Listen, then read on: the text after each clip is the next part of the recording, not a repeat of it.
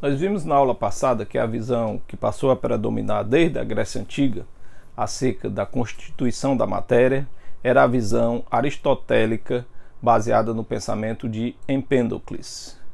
Com efeito, para Aristóteles, a natureza e tudo que existia nela era composta de uma combinação de 4 elementos fundamentais: a terra, a água, o fogo e o ar.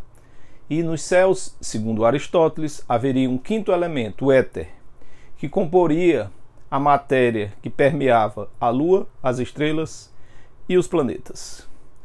Essa visão aristotélica, ela predominou por praticamente 2000 anos e avançou até a Idade Média.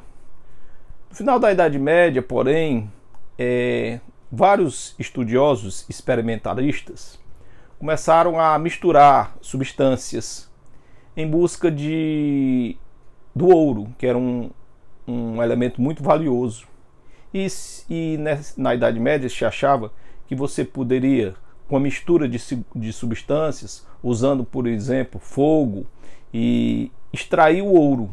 Misturando metais, eles entendiam, tinham a crença que poderiam, com isso, obter o tão cobiçado ouro. Ou então obter uma substância que para eles poderia funcionar como o elixir da juventude ou o elixir da vida eterna. E esses alquímicos, eles faziam essas primeiras experiências com os elementos químicos, e isso ocorreu muito durante a Idade Média e avançando até o início da Idade Moderna. A alquimia é considerada a precursora da química, é como se fosse a química primitiva. E alguns estudiosos se destacaram nessas pesquisas. Então, no século XVII, por exemplo, um dos que se destacou foi o alquímico Robert Boyle. E o Robert Boyle, ele publicou um livro famoso. O Robert Boyle é esse cara aqui, ó. E o Robert Boyle, esse alquímico, publicou um livro em 1661, chamado Químico Cético, que é esse livro aqui. E nesse livro, o Robert Boyle, ele fazia uma contestação das ideias aristotélicas. Com efeito, Boyle não acreditava que Aristóteles tivesse razão, que tudo da natureza resultasse de uma combinação dos 4 elementos fundamentais, da terra, da água, do fogo e do ar. Então, no final da Idade Média, os primeiros abalos às ideias aristotélicas começaram a aparecer, e a gente tem aí o início do que a gente chama da química propriamente dita. Outros estudiosos contribuíram para esse estudo e para o aperfeiçoamento da química. Um deles foi o próprio Lavoisier. Lavoisier é esse cara aqui. Lavoisier é considerado o pai da química. Ele publicou no ano de 1789 esse livro aqui, que se tornou um livro de muito sucesso, Tratado Elementar de Química. Aqui, a Lavoisier já era um estudioso que já usava de modernas técnicas de química. Ele construiu um laboratório na sua própria casa. Ele era funcionário do governo francês, encarregado de arrecadar impostos, mas tinha a química como o seu hobby e sua atividade que ele considerava mais importante. Então ele investiu seu dinheiro montando equipamentos e experimentos. E até hoje existe um museu em Paris em homenagem a Lavoisier. Lavoisier, infelizmente, por conta dessa atividade dele de estatal, de cobrador de impostos, após a Revolução Francesa, ele foi guilhotinado e perdeu a vida precocemente, mas deixou um trabalho fundamental e é considerado um dos pais da química moderna.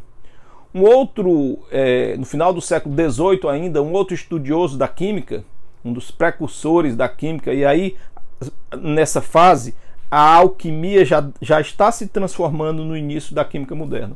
Nesse livro, por exemplo, o Tratado Elementar de Química, o Lavoisier já entendia, já relatava 33 elementos químicos. A gente sabe que posteriormente o químico russo Dmitry Mendeleev vai aperfeiçoar essa tabela periódica e vai criar uma tabela periódica que é considerada a precursora da moderna tabela periódica. mas aqui no final do século XVIII nós já temos o que seria, o que a gente poderia considerar as tabelas periódicas primitivas. Com Lavoisier, ele identificou 33 elementos químicos. Um outro químico dessa época, do final do século XVIII, foi o autor da Lei das Proporções Fixas ou Definidas, que é o Joseph Louis Proust. A Lei das Proporções Fixas ou Definidas, que até hoje se ensina nas escolas, no ensino médio, ela define que a proporção, numa reação química, a massa dos reagentes, ela se mantém na mesma razão, na mesma proporção da massa do produto. Por exemplo, na combinação entre hidrogênio e oxigênio, a molécula da água, que é H2O. Então, os reagentes, o hidrogênio e o oxigênio, eles se combinam numa proporção fixa ou definida. Por exemplo, 1 grama de oxigênio, 8 gramas, 1 grama de hidrogênio, 8 gramas de oxigênio. 2 gramas de hidrogênio, 16 gramas de oxigênio. Então, essa proporção, essa razão 1:8, ela se mantém constante. Isso foi descoberto por Proust no final do século XVIII. E aí surge um estudioso chamado John Dalton. Dalton também era um pesquisador e fazia vários experimentos. E Dalton, a partir de 1803 até 1808, ele vai publicar seu livro. Dalton é esse cara aqui, esse pesquisador. E ele é considerado o cientista que vai resgatar o atomismo. E ele, com esse livro aqui que ele publicou em 1811, um novo sistema de filosofia química,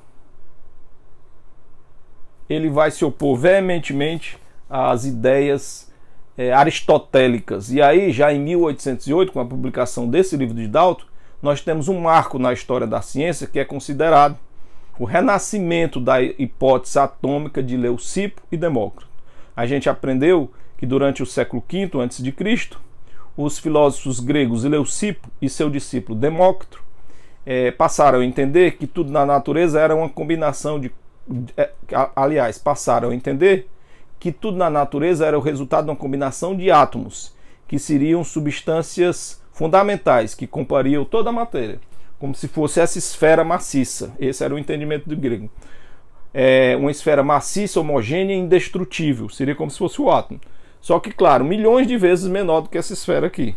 Então, o átomo, essa ideia do átomo, como concebida na Grécia Antiga, foi resgatada por John Dalton com a publicação desse livro em 1808. Então, Dalton, com efeito, passou a entender, e muitos precursores dele já tinham esse entendimento, mas ele ficou como o cientista responsável por definitivamente afastar a teoria dos 4 elementos de Aristóteles, e a partir de 1808, o que passou a predominar foi a visão atomística da matéria, que é uma visão correta, de que tudo na natureza é composto de átomos. A matéria comum, a matéria bariônica, ela é resultado de uma combinação de átomos, de diferentes tipos de átomos.